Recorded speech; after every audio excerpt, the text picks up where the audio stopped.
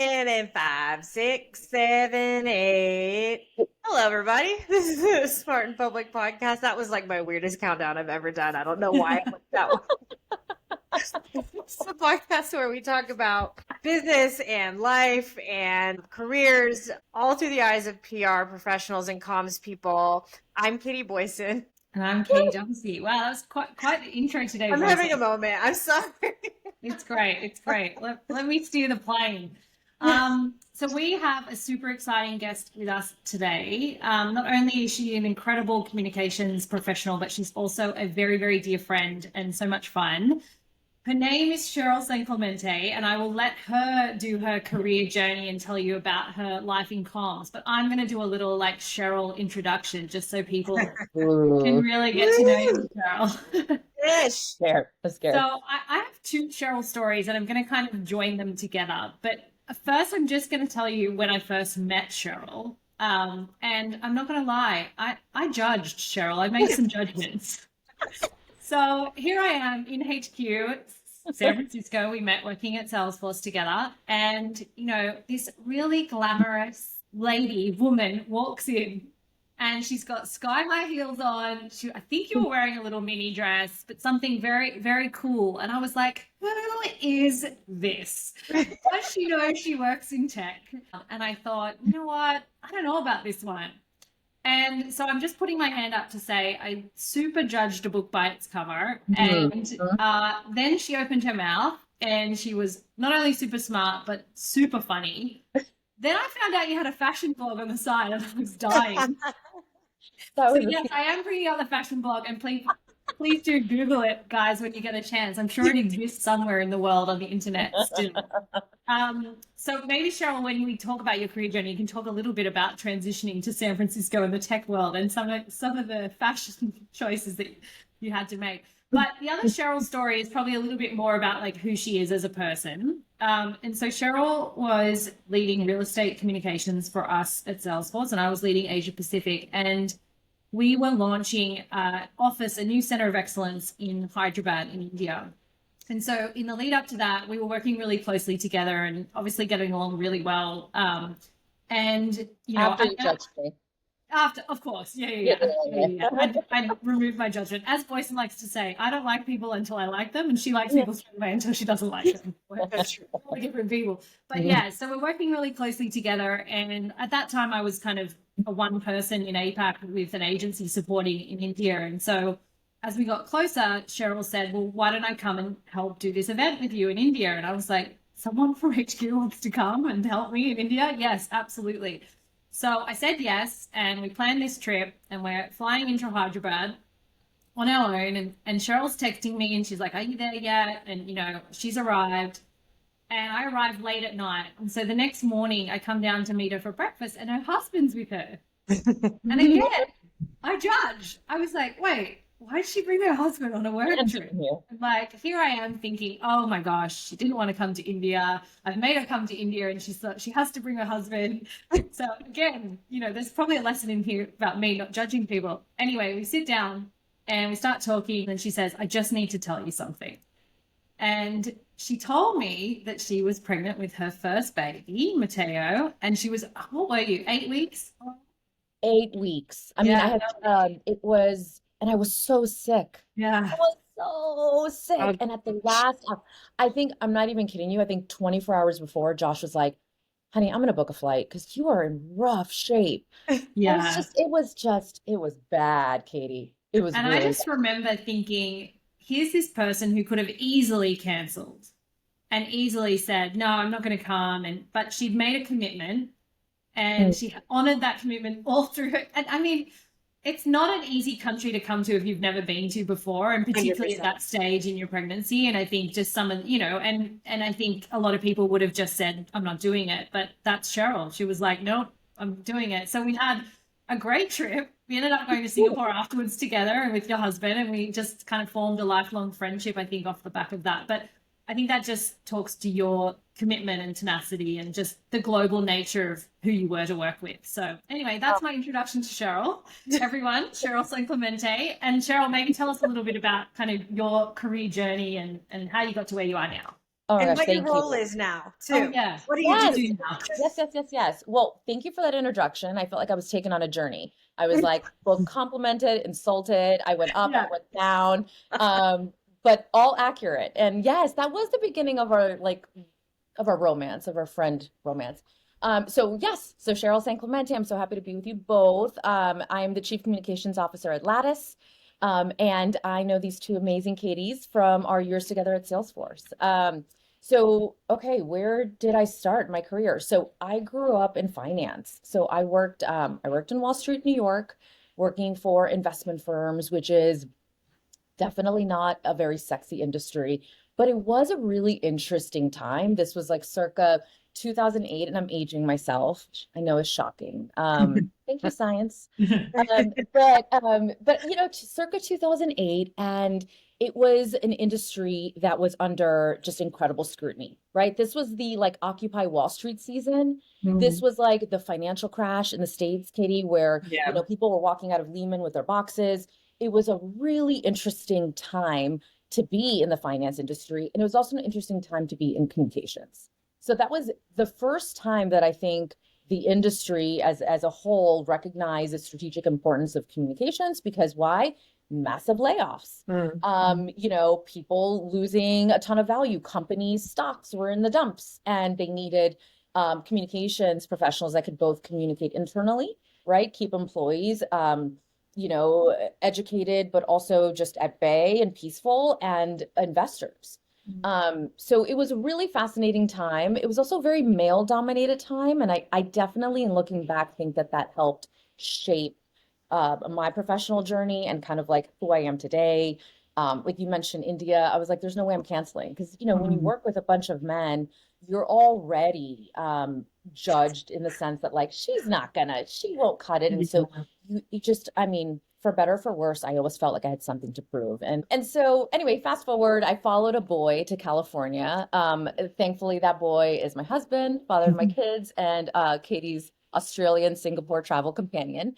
And he's great. Anyway, but we just decided to start a new chapter in San Francisco. So I said, what's that industry that is also kind of going through an interesting inflection point? And it was tech. And I applied to one job on LinkedIn to do financial PR at a company called Salesforce, which, funny enough, I was like, Salesforce just feels a little nerdy. I just don't think it's for me. This is 2015.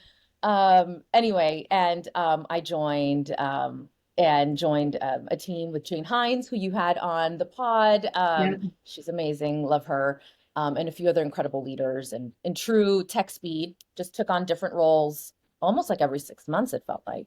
And anyway, so I just bounced a little bit around in tech, and and I want to say it was the January of 2023, I was laid off from Salesforce, like many of us were. That was like the really first big Three layoff. from three on this podcast. Well, I Win. think Cheryl and I went in the same round, I think. Oh, I think you might I have. remember because I think I texted Cheryl for like emotional support, and you were like, you didn't have my new phone number because I just moved back to the US, and you were like, who is this but me too? Yeah, I was like, yeah, just as Mateo, my 8-year-old, would say, they do this, like me too. Yeah. Me too. But you know what? I don't know how you're both feeling now, just being on the other side, but I'm so grateful. I'm so grateful and thankful that I was pushed out of that nest. I was there for what, 8 years. And I'm incredibly thankful for the season that I had at Salesforce. It without a doubt made me a really fantastic and incredible I was gonna say sales professional, communications professional, although you could sales comms. Yeah. Clearly we know how to do both. But I'm really thankful because we've all talked about, years in, everybody goes through seasons. I mean, they say you're not really tenured somewhere unless you complain and talk about wanting to leave. And sometimes you just need that little shove, You and need to push. Yeah. and not only push, but also to know that there's life outside of Salesforce. You guys know it's a little bit of a detox, and I'm glad it happened because I was able to have incredible experiences. I had a brief season with Adam Selipsky over at AWS doing CEO comms for him. Then I went to go work for Tom Siebel, another tech legend at C3 AI. Again, talk about pivotal moments. I've always been really fortunate to kind of enter industries right as they're having a moment. And so I entered C3 AI as AI was it and blowing up and everywhere. And now I find myself working for an HR tech company at a time when the workforce is being completely reshaped by AI and, agentic workforce entering the scene. So I have a million questions for you about like okay. AI in the workforce. But first, what I want to kind of talk to you about is just being in that CCO role. What was that transition like? How did you shift from the person that gets shit done to how to help people get shit done? Like, what does that transition look like and the mindset behind it now that you're in that new role? Yeah, it's such a good question. What's interesting is that it was a little bit of a shifting from having a large team at Salesforce to then actually like being an individual contributor with Adam with the CEO comms plan at AWS to then having a smallish team at C3 AI. So even though C3 AI is a publicly traded company, it was a much smaller company compared to, say, Salesforce. So I actually had to flex in the opposite direction, which really served me well to now bounce to the CCO role at Lattice. I basically had to relearn how to get shit done on my own. And how to wear multiple hats again. And there was no luxury of having a large team and having a lot of resources and having a big agency budget. And I'm so thankful for that, because what it did is it reminded me that mama still got it, right? I can still do it. I can still do the work that, we did in our 20s and our 30s. And I needed that. It's almost like I had my own little mini schooling before I was able to then step into the C-suite position that I'm in now. And I'm very thankful for it. So, and now I have an amazing team, certainly not the size of the team that I had at Salesforce. But I can get in there. I can roll up my sleeves and, Lattice is a startup, right? Obviously we are working really hard to reach that next exciting business milestone. But it's currently a startup. And so this is my first privately traded company experience. Oh, interesting. I've always been in publicly traded companies. I worked for Franklin Templeton, big mutual fund company. I worked for a smaller investment management, which is a REIT, but publicly traded. So this is my first one. And that was sort of that was allure. That's what made me really want to take on this challenge. That and, I followed a man to California, but I also followed a badass lady to Lattice, Sarah Franklin, who you guys know so well. She, for people who don't know, she was at Salesforce for almost 15 years. Her last role was president and CMO, and she took the reins from Jack Altman as CEO of Lattice, Jack being Sam Altman's brother. And so, and I just, Sarah is a force, and it's been a long time since I've been able to, in a comms position, build up a woman in a CEO position. It's always been just white men. And nothing wrong with that, but how incredible for me to get an opportunity to just lift her up and lift Lattice up and be at a women-led company. It was such a unique opportunity. Yeah. It's funny. We talk a lot about Pip Marlowe and when she came to Salesforce and kind of what that did for us. She's a force. And similar, I think it was a similar feeling is like, we'll always do our jobs and we'll do the best job we can do for everyone. But there is a dynamic sometimes that you get with a CEO, male or female, but I think it happens, a little bit more when it's female to female, but when it works, and it just feels really empowering, I think, on both sides. So yeah, I get that totally. Yeah. Super energizing and every day. And she's obviously a very good friend as well. So we're having a lot of fun. We're working really hard, but we're having a lot of fun together. Do you feel liberated not having to have the lawyer shackles of a publicly traded company doing comms? Like, what's the difference? Like, what are you loving? What's different for you? You know what? Yes and no. It's definitely a little bit less of the SEC and the filings, and there's a little bit less of that sort of fear or guardrails. But from an internal comms perspective, it's also a little tricky in terms of how much you're able to share with employees. And because this is a startup, and because this was a startup that, was founder led by Jack, who is still a leader on the board and very much a part of the ecosystem, that was a different time. Small startup employees really expect a lot of transparent communications. Yeah. And as someone who, it's so true, and someone who, I've only led comms at big publicly traded companies. To me, I'm just like, what do you mean I'm gonna review, communicate something before a decision's even made? That's Totally irresponsible. That's irresponsible. Like, why would that even be an expectation? This isn't a voting matter. And yet I'm definitely having to tweak my style to, and I feel like I've earned the trust of Latitians. We call each other Latitians. We call ourselves Latitians. Of course you do. Of course.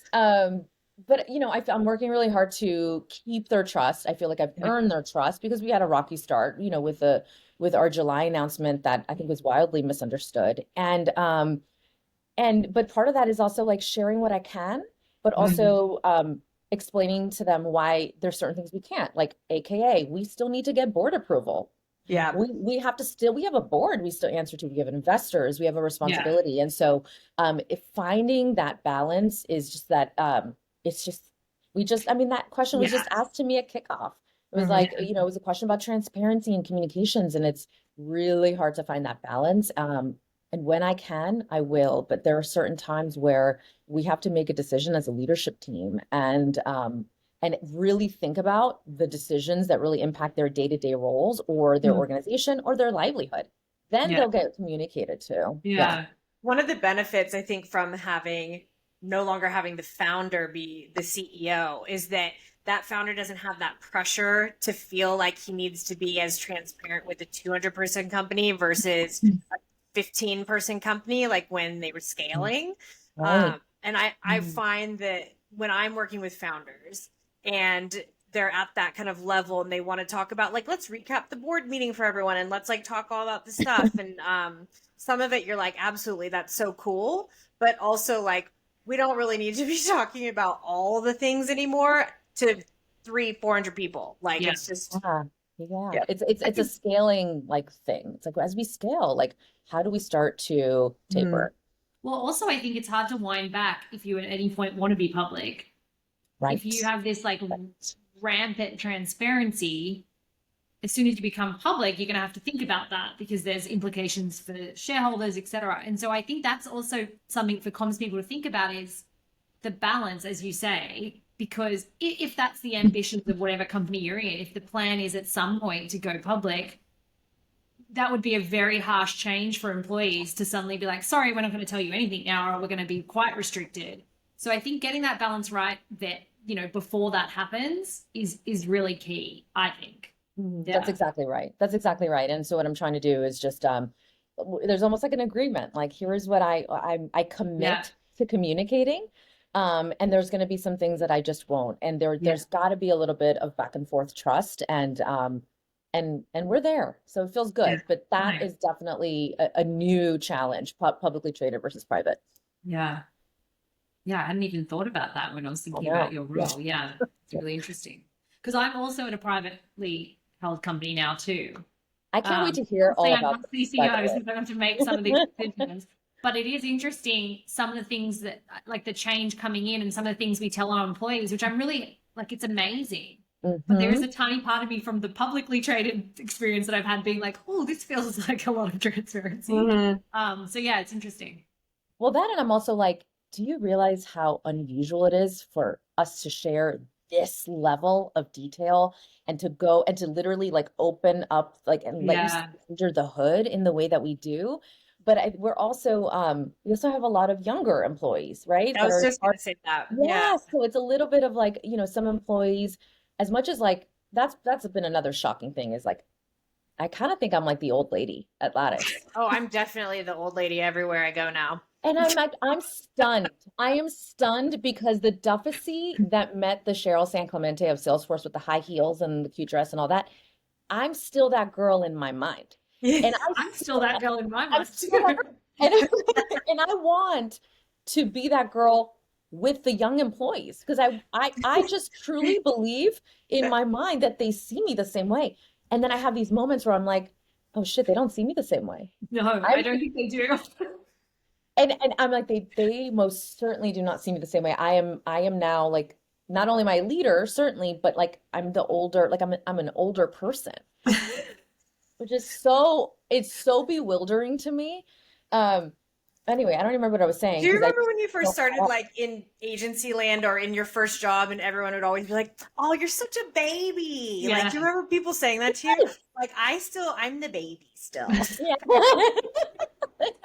Like, I am a baby. You're right. Yeah, I mean, I will say things to like a group of like really cute, young, hip politicians, and I will say we.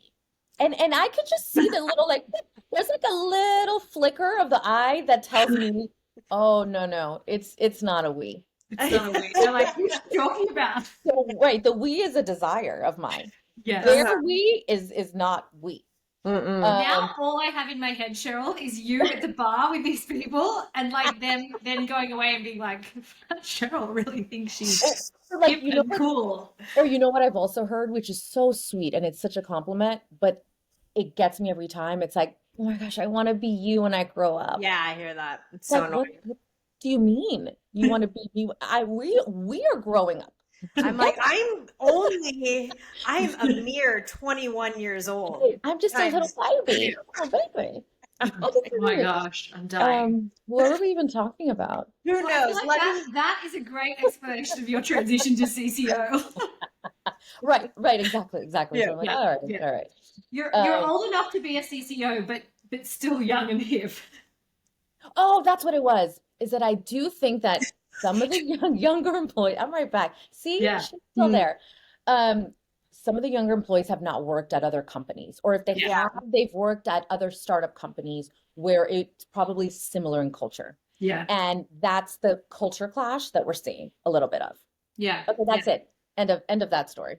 Yeah. Over to you for the next. Who's interviewing who here? Don't take my job. No, I think one thing I want to chat with you too while we're just talking about Lattice is, you know, you're in kind of the thick of it with like future of work, all this AI conversation, you know, obviously in your role, you're kind of thinking about what that looks like all the time and having conversations with some executives and journalists that are like in the thick of it day to day. Like from your perspective, like what is it like working for a people management platform in the midst of AI? Like, what is that like for you? Well, an AI powered people management platform. Like, Thank talk you. about but what I mean, achieved. but it's such a good question. And I think that again, remember how I mentioned, I feel like I've joined certain industries in these pivotal moments. And I'm just so fortunate. I feel really lucky because at first I thought HR tech did not sound sexy at all. But I saw the product, and to me, the product is incredible, right? Like this isn't just like me like plugging Lattice. It is like I mean, I used it at C3AI. C3AI is a big customer. That was my first exposure to Lattice. And I thought, oh my God, doing performance reviews for your teams, like it just so easy. So it was like it's like an Apple experience, right? And so I would never like, we don't want to join a company that we can't communicate, tell stories around. One of my things is I follow people and I follow a product that I really believe in, because otherwise you just really can't tell stories around it. So that's initially what drew me to Lattice, but not necessarily the industry. And now I'm like, wow, I have a front row seat into what is going to be one of the most strategically important industries as the workforce is completely being reshaped in front of us, right? The agentic workforce is now here. It's entered the party. It's here. No one is in denial about it anymore. And HR leaders are the only like leaders at a company that are well positioned to ensure that we're bringing AI into the workforce in a way that is responsible, in a way that keeps the success of its employees in the center. And that's what's so scary, is that I think some companies are giving this job to the head of IT. Yeah. Because AI is tech, right? And so typically like the head of IT would be the one to bring in AI. And it's just a fascinating, like we're going to see, this is like a fascinating experiment in real time where is the head of IT truly going to ensure that these agents are being brought into your company in a way that is responsible, That's in a way that sets up the employees of that company to succeed? Like, maybe not. It's not even their fault. It's not even their, I mean, why should they, right? That's not what they were trained to do. But yeah. head of HR, that's their sole job, is to ensure the success of people. And so they're the ones that need to get embedded in. They need to be a part of that. They need to be a part of those decisions. They need to be a part of those conversations. And they clearly are. And a lot of CEOs are really like locking arms with their CHRO, with their chief people officers, as they kind of, embark on this new journey together. They have to. It's a really interesting and exciting time, but also a little unnerving. Yeah. Yeah. What about, you were on a panel recently at Davos, and we'll get to, I want all the like, what is Davos really like chat after this Ooh, question. you want the goss. You want I the goss. do. But Desperately. you're on a Axios panel, right? And it was talking a little bit, as far as I remember, around like the impact of AI on communicators. Like, what are you hearing? What are you thinking as a CCO in terms of like, what does this mean for us and our roles and the work that we do? Yeah. I mean, to be honest with you, I think this is going to be the biggest challenge of our profession. I think it can be said, and I don't think you guys would argue with me, that we as communicators, I think we failed on ESG. We failed on DEI.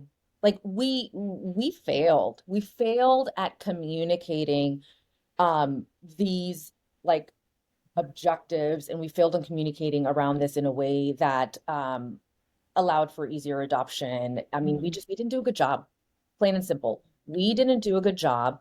And I truly believe that it is the next big challenge, the challenge of our era for as communicators will be, how do we communicate this new chapter? This new chapter in which our workforce is going to be completely reshaped with AI. And how do we ensure that we're communicating, but also almost like we're like the change agents? That's really what we are. Like communicators, we're going to be now the change agents, because we're going to now need to lead employees through this massive transformation. We're going to have to lead leadership, like CEOs and the rest of the leadership team. We have to lead our, customers, right? We have to communicate how, I mean, every single audience is going to be touched and changed by the emergence of like this, agentic AI. Yeah. And I think it's going to be the biggest challenge of our era as communicators. And I think it's our job to do so. And I think we've got to get it right this time. We really have to get it right this time. Yeah. It's interesting, like that perspective on, we didn't do a good job on these other big narratives. And I think you're right to some extent. I also feel quite strongly that there was a lot of, and I think this applies to this AI conversation, I feel like there are a lot of companies doing a lot of good work in that space that needed that storytelling. And then I feel like there are a lot of companies that were jumping on the storytelling bandwagon. And that's why, to some extent, those stories don't work, because when you look under the hood, there actually wasn't a lot of commitment. As we've seen, a lot of people now backpedaling on a lot of their company policies. And so as communicators, we're only good as like the commitment of the business, right? That's right. We can tell a great DEI story, but if we actually don't care about it as a business, that will come through at some point. And same with ESG, right? And so with this AI thing, I think it's very similar in that I think there's companies doing really good stuff and thinking about it carefully and doing it the right way. And there are jobs that, AI can and maybe should do. And then we look at what does that mean? But I think there's a lot of companies also just trying to tell a story without a lot of meat on the bone, because it's the story of the day. And that's where I think it gets muddy, because I think that's when you get sort of, it could get broken pretty quickly. I totally agree. And I think part of that, I mean, you alluded to like the authenticity of like what's really happening inside of a business. And so I wonder if our challenge then is not even necessarily like the company's perspective, but it's like, is it stories around reskilling? Is it a little bit like, are we now going to be truth tellers? and not in a way that goes against our company's fiduciary responsibilities. And certainly not like at the end of the day, we're storytellers for the companies we work for. Yeah. Plain and simple. But what are those other, like, how can we ensure that communicating certain things to certain audiences remains on the agenda? Like, how can we take the lessons of the past and look around and see around the corner and say, like, ooh, this is going to cause a major issue with employees if we are not transparent, or if we don't get ahead of this. And so I just think we need to get smarter. And I think that's also going to require us to communicate with each other. Even like, so like, and this is something that I candidly have not done enough of, because why? Because it's been a crazy competitive space. Tech is so effing competitive. And so I'm like, I'm not talking, and certainly I have like you all, and I have a lot of great girlfriends, and guy friends who are incredible communicators. And I do have my little like cabal that I trust, right? And we have our own little board of directors. But I need to start talking to other CCOs, and we need to start talking with each other. That's a lot of what I did at Davos, by the way. Yeah. And that was new for me this year, is I went to all of the roundtables. I think there's so many more CCO roundtables this year than there were. It felt like there was a lot stronger, like comms, Huge focus, comms and presence. Yeah. Absolutely. That's cool. Huge, which I thought was really cool. Yeah. I feel like I saw like Qualcomm had some stuff. Yeah, I was there. Yeah, Axios obviously was there in a big way. I feel like I saw a lot more comms people kind of like getting out there and having conversations than I had in the past. Which I think says something. It says that the other leaders in other leadership positions are recognizing that we need comms at the table more than ever. Yeah, we've got a seat at the table for sure. That's right. And that's a shift. That's a shift from even last year. Yeah. So how many times have you gone to Davos? I've only been twice. I've only been twice. Certainly we've all worked on Davos, but this was only my second year. And it's interesting because just it's a very funny place. It's a very, very funny place. So like you're going to sessions and it's like kind of networking, kind of learning, like a good mix of and supporting your executives that are there and all that kind of stuff. But like, how much are you actually working while you're there? Like, is it like from a comms perspective, like, are we partying? Are we having fun at all or what? I mean, you know what? Here's what I will say. I barely got to party. I think I partied more last year. With Lattice, again, there's something about it being a startup and me just wanting our company to win. Like this is a very different journey for me, where the other companies were already established and I was just a part of the machine. I truly feel that with Lattice, like we're onto something. We have an opportunity to win, whatever winning looks like. And so the motivation is very different. And also, our presence at Davos this year was just scrappier. We're a startup. We don't have that same budget that others, we don't sponsor a single thing. Everything that we had was earned, which I was very proud of, but everything we had was earned.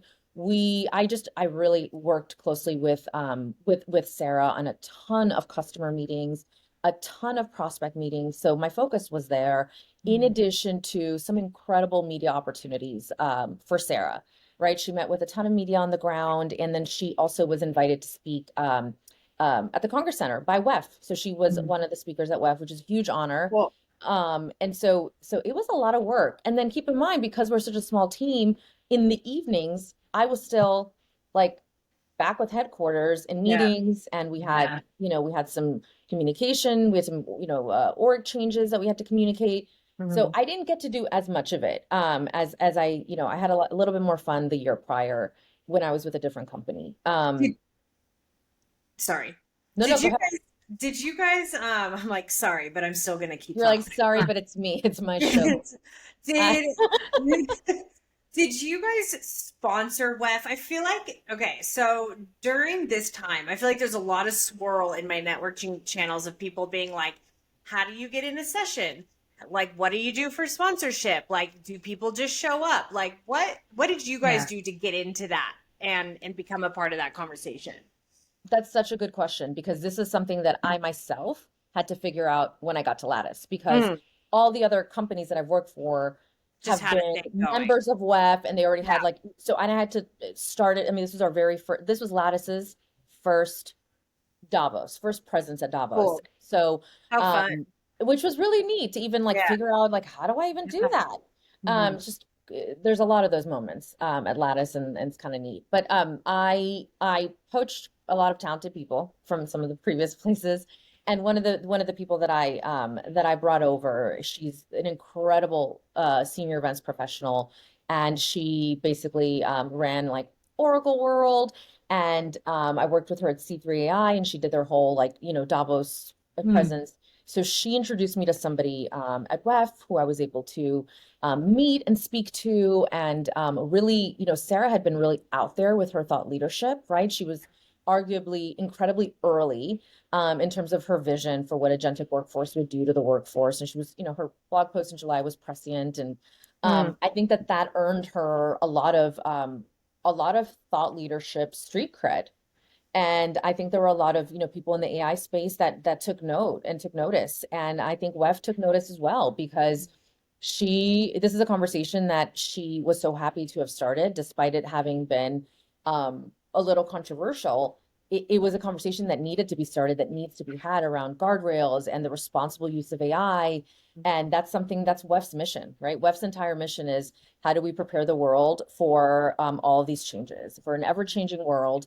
And so we were able to kind of just, sell our way into it. Like I was able to, and then just Sarah's thought leadership earned her a spot. So she was part of what you call an innovators cohort. So in that cohort, there was also like Hugging Face and OpenAI, and, it's basically like a group of innovators. So super prestigious and, just very cool. And no, but we don't have any money for that level of any sponsorship. So, you'll see that like Salesforce sponsors, and they have like beautiful space on the promenade, which is great. But, what we did was just earned. So you pitched it all in. That's cool. Nice. Which is really cool. And when we got the email where she was offered a white badge, I mean, not to be dramatic, but like I shed a tear. It's not like you to be dramatic, Cheryl. I wish I was about to flick you off, but I'm like, oh wait, this is a camera. This is a formal situation. No, I definitely shed a little tear. Hardly. Yeah, I know. Shed a little tear. It felt like a really big, important moment. And it felt like a big, important moment for Lattice. And, yeah, so that was the story there. So yeah, no, it was great. It's been great. And no gloss then. I mean, look, you see, you see a lot of powerful people, and there were a few like late night ventures where you do see some questionable things. But we're involved, Cheryl. We're always involved. But I think, part of getting a shot at being at Davos means can't kiss and tell. You can't. Now, we keep saying that. People keep asking us to do PR horror stories, and I'm like, we can't do it. No, like, people don't have to be a vault. That's the thing. That's the beauty of who we are is, like I always say, discretion. Discretion is like my number one professional value. Like if we're not discreet people, we're done. Like we're done. And this, like we're done. We bury a lot of bodies, and we have to be trusted, and we have to be discreet. So we're the only ones that know where the key is. Yeah, exactly. That's exactly right. Well, thinking about like, okay, so we talked about your speaking, we talked about your kind of professional career, how you got to Lattice, like looking kind of at the side, you're on some boards, you do a lot of mentorship, we'd love to kind of hear, how did that come to light? How did you get on boards? There's a lot of comms people in our community that are really curious to understand how to start that process and what that looks like. So we'd love to just kind of hear how you got your foot in the door that way, and some advice for people that are looking to do the same. Yeah, I mean, it's a really good question. And first of all, like real talk, I probably bite off more than I could chew. Like that's honest to God truth. Like I probably have taken on more than I should. But this is just who I am. So I'll just caveat with that there's I've got a lot going on. I'm a very busy lady. And sometimes I'm like, why did I sign up for this? Why did I do this? So boards, I will say my board involvement, they're all nonprofits. Would I love to be, to get involved in the actual for-profit board space in the future? Absolutely. And do I think that the experience that us as comms professionals, the experience and the intel and all of the insights that we have, like we are so well suited to advise for like a for-profit board, right? So I do think that it's moving in that direction, although you don't often see communications Right. professionals Right. land really good board seats. I've got a real bee in my bonnet about that. But Me keep going. too. Me too. But I don't know. Something tells me it's going to change. Yeah. That's just me. And we're seeing more CMOs join Yeah, boards, true. and so I feel like that's only like this is the beginning. So I feel very hopeful about that, and I think it would be very short-sighted for companies to not have like again that person that like knows where to find the key, and the only person who like we can give really good counsel. I mean, that's part of our Yeah. secret job is like we're business advisors, right? We're unofficial business advisors. Yeah. We kind of do a lot. Anyway, so I'm involved in a lot of I'm involved in a nonprofit space.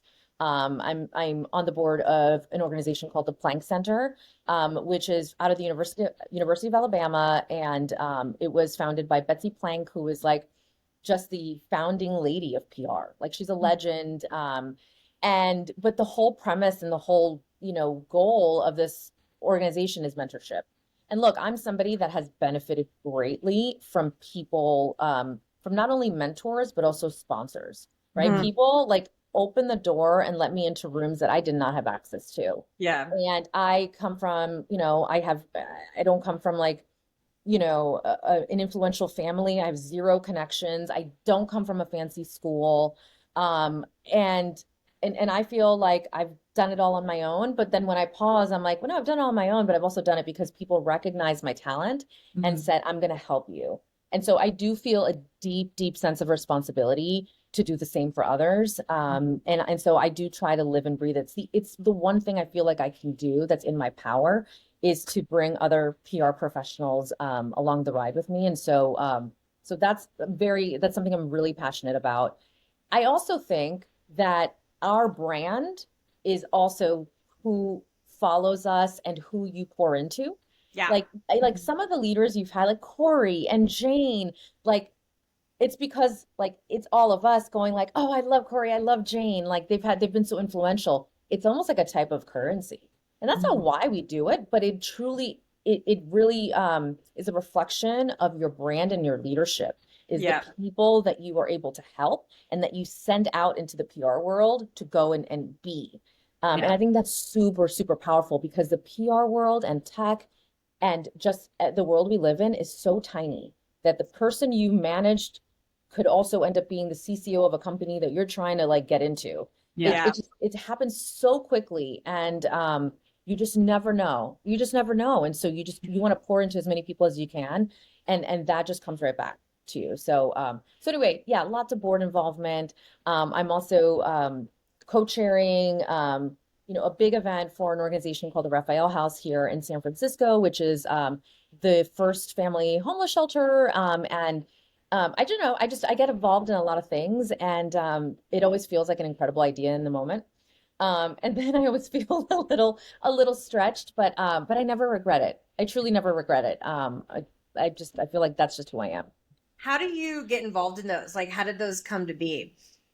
So for the Planck Center, I think it was first I was actually recognized for an award for mentorship. And after receiving that award and going to the event, I asked a little bit more questions about the organization, asked how I can get involved. And then 2 years later, I was asked to join the board. So I think it's also just proactivity, just literally saying like, how can I help?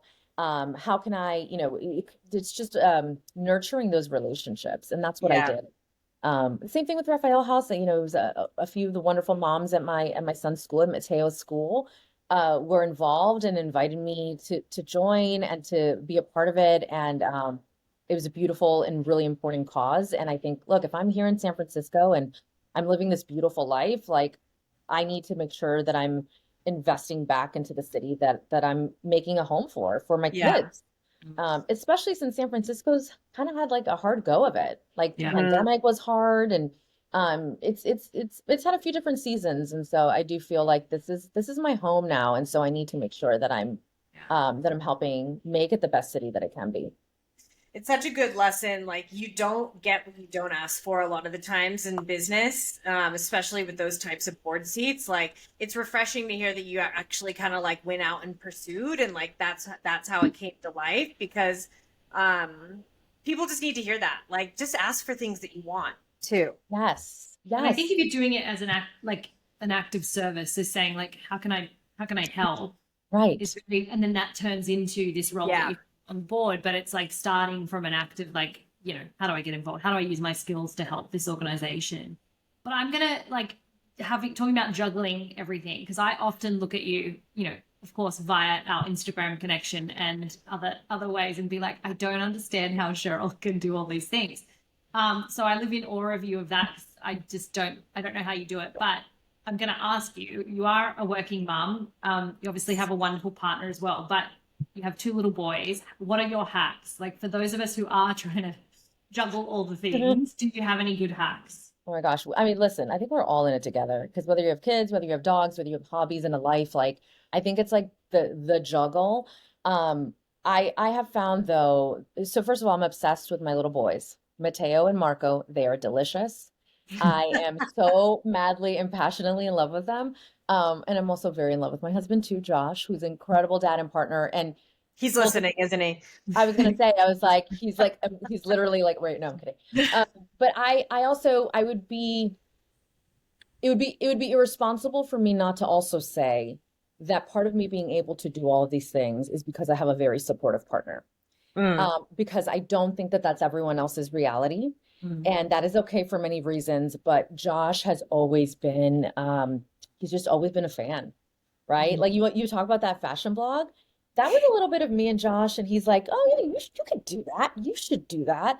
And I'm also the kind of person that if you plant a seed, and I'm like, you know what, damn right, I could do that. And next thing you know, there was a fashion blog for a very short season, and then I was like, I can't do this. But I had my influencer moment, and you know what? It did help me with social media. Like it helped me get in there. In like this is what 2013, 24, like during a time when I think it was still. I got my hands on it and I really was able to like understand it. So anyway, but I have a very incredibly supportive partner who truly believes that I could make it as far as I want to go. And so it wouldn't be possible without that. But I would be lying to you if I said that I didn't oftentimes feel like I just can't find my equilibrium. You know, my 2 boys are my everything. And I think they're my they're my number one. And there are moments where, let's be honest, you know, I'm in a leadership position. There's some travel involved. There's a lot that I'm taking on. And the second that I feel that sense of like, I'm off kilter, I don't have equilibrium, then I will like cancel meetings. I will like clear my deck to be present with the boys. And I also think that there's a little bit of a lesson in just being present when you can be. And so, there was some time where, you know, when I had a lot of time in my hands, I could like be with the boys all day long and I was on my phone.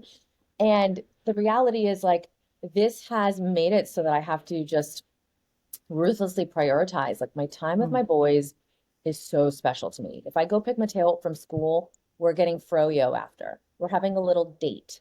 We're sitting, we're chatting. My phone is in my purse. It's not coming out. We're going for a long walk. We're having like, it's my time with them. And the same thing with Marco. Like I sit on the floor and we're doing like the same stupid puzzle 3 times. And, you know, but that's what delights him. And that's what makes him happy. So for the audience's reference, Mateo is 8. He just turned 8 and Marco is going to turn 3 next week. So pretty large age gap. So that's why, Can't believe how old they're getting. I know it's wild. Mateo is definitely like a English butler professor type. You know, he's just so he's like so mature. And although so this is the goss I really want to talk about. I just found out from a mom friend that apparently Mateo has a crush on someone. How did the mom friend know? Because she was carpooling the boys and they were talking about it. Oh, I like and I it. gotta tell you, this has rocked my world. Like, first of all, I'm like, what is she? Like, who is she? That was okay. As a Latina mommy, I'm like, gonna say this is the Latina mom coming in. She's like, I said, no. I said, who is this? But then the second part of me is like, we are so close. Why hasn't Mateo told me? Like, I want to be his best friend. Why doesn't he tell Because me? you're his mom. And that's what Josh said. Josh is like, don't be weird. You're his mom. Like, you're like, you're like, he's never going to tell you that. But anyway, so it's, and you know, and Marco's a wild little toddler and so much fun. And so I don't want to miss these moments. Yeah. So all that to say is I have really no advice other than, I also know that they're little for a short period of time and then they go off to school. And so if I didn't take these exciting opportunities, then they're at school the entire day. What am I doing with my day? Yeah. And it's just, you know, everyone has their own journey, but for me, I just feel like I've got too much to give. I've got too much to give. I can do it all. I can do it all. And I will try to do it all. And I also know that like dads aren't asked that. Like, how do you do it all, Josh? Like, they're just not asked that. And so anyway, all that to say is I'm not sure I'm doing it all very well at all times, but I also know that I'm being very intentional when I can. And I'm just I'm really enjoying the season with them while they're little. And also making sure that I am still growing as a human, as a person, as a woman, as a mom, as a professional. You're also role modeling for them, I think, as well. And I often think that with boys is like, that's also important, just as much as it is to spend time with them and do the puzzles and do the Frio. It's also showing them mom kicking ass, doing work. Like I can both like make breakfast. I mean, they treat me like I'm a line cook at a diner every morning. Like one wants like 2 eggs over easy, one wants French toast. And so I can both do that, but then mommy can also then be up on stage, right? And host a kickoff or whatever it is. And it's so important that they see that they have a strong mom who has her own journey. And so anyway, I think that's a really good point. Yeah. I feel like we are into the crucial part of the conversation, which is like, Cheryl, when are you dumb in private? Oh my gosh, I'm dumb in private. I mean, I'm dumb in private a lot, truth be told. And don't you feel that we all are as comms professionals? Like we are so on and we are so together at work and we can see around the corners. Like we almost have like X-ray vision into the future. And we can see it all, but then we're so dumb about certain things. Like, I mean, let me see. It's because too much of my brain goes into work. And then my brain is done. As soon as I'm like, I close my laptop for the day, everything is just out the window. I mean, I'll tell you what I think Josh would say is like really dumb and it drives him insane. Like when it comes to like regular human admin tasks, I'm useless. I'm worthless. Like I will give you an example. Like I will like my driver's license at one point expired. I didn't renew it for months. That's a great one because it's like you are literally like organizing this massive event. You're on a non-profit board. You're doing all this stuff. No, this is during the time when I was dealing with like massive crisis at Salesforce era. And I was dealing with massive crisis and doing earnings, okay? Doing earnings for a big publicly traded company, helping to write scripts. I couldn't renew my driver's license. It was too much. It was too much. I mean, literally threw my hands up in the air and I was like, can't do.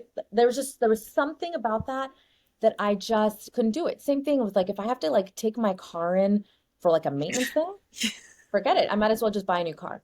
Seriously, just light it on fire. Start over. At that point, like take this car, like I'm donating it. It's no longer mine. I can't do like literally buy me a new car or like Ubering. I will Uber it for life. Like forget about it. Like it's just those those things. I'm like, yep, nope, can't do it. This is where it's too much. It's just for whatever reason, those types of tasks, or like let's say I have to take something to get like notarized. Oh God, no. Done. No. There's no notarization. You'd rather become a notary than go get I would rather go to school. You're like, you know what? I could get paid for this. So I would 100%. I would rather go to school. I would rather literally find whatever that thing is, be like, yep, I'm gonna go in a different direction. I'm gonna completely go in a different direction with this one because the like the mere task of going and finding a notary will paralyze me. So those are the types of things that just like, it's just too much. I'm paralyzed. That's exactly the reason why I'm always like, but I'm just a mere baby, a mere child, and you're asking me to notarize this document? Adult.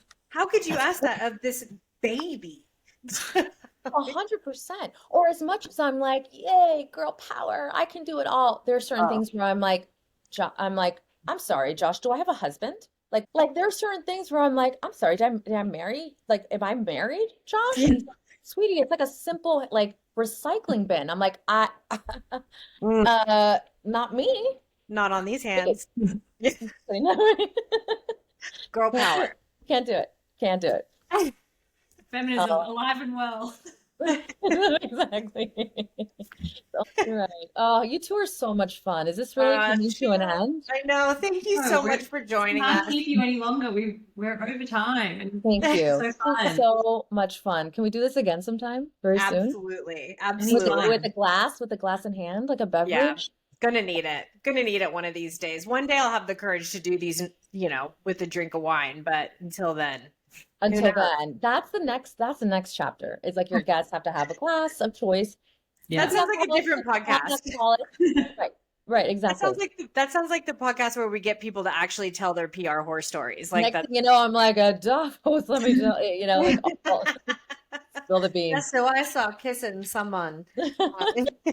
Well, Oh, thank you so much, Cheryl. We thank you appreciate you. We both. love you so much. And Love you so much. if anyone has a topic that they want us to cover or a guest on the show they want us to have on, please email us at hello@smartandpublicpod.com, or you can find us on Instagram and TikTok at smartandpublicpod. And we'll chat to you next time. Okay, Love it. bye. Thank you, ladies. Bye, Bye. friends. Bye. Bye.